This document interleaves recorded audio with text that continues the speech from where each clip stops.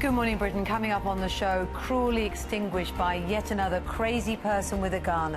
The parents of Alison Parker describe their unbearable grief after she and cameraman Adam Ward are shot dead live on air. After a separate shootout in Louisiana overnight, President Obama says he's heartbroken and that gun crime is now a greater threat to the US than terrorism.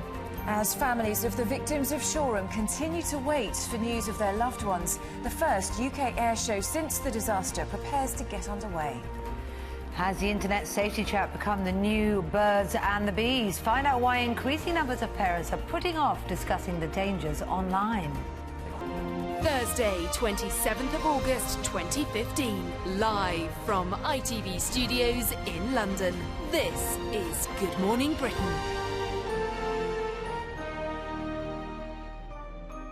It's just gone 6 o'clock this morning and welcome to the programme. Now here is Laura with a first look at today's weather. It was not a day for an open-top bus tour yesterday, I was going to say, how was the duck tour? It was interesting. There were a lot of umbrellas involved. It's still a wonderful city. Good. I did warn you, but yeah, as long as you're properly prepared, which I wasn't, then it isn't too bad. But today the weather is looking better, drier, brighter, and actually the outlook is promising. Not the torrential rain we saw yesterday, thankfully not the flooding, a little bit more sunshine to look forward to.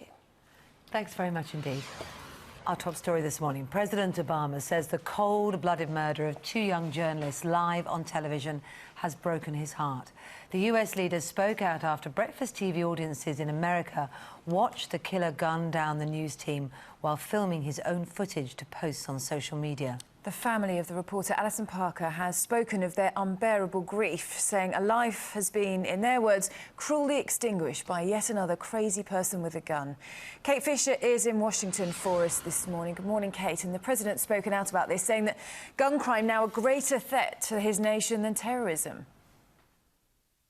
Yeah, that's right. In an interview yesterday evening, he said that now gun crime dwarfs those deaths related to terrorism. This echoes some comments he made just a few months ago, saying that it is the biggest frustration of his presidency that he hasn't been able to pass these stricter gun laws. He blames that on Congress, and it's very difficult for him to get it through because it's led by his opposition, the Republican Party. And on a personal note, he said that these incidents leave him heartbroken. A normal morning news report, but then shots, screams and silence.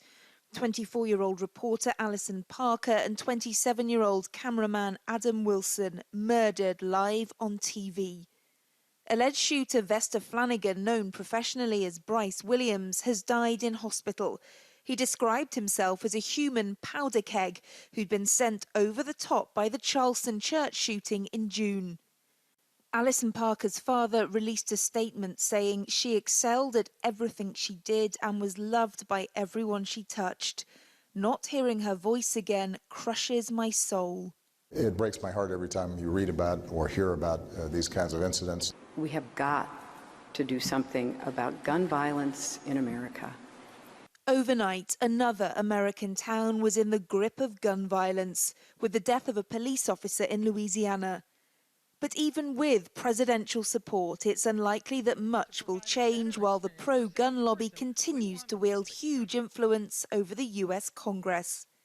Kate Fisher, Good Morning Britain, in the United States. Well, that is our top story. Obviously, we'll be bringing you more on that throughout the morning, having many discussions with those who are for and against the gun lobby and those that think guns should be restricted in the US.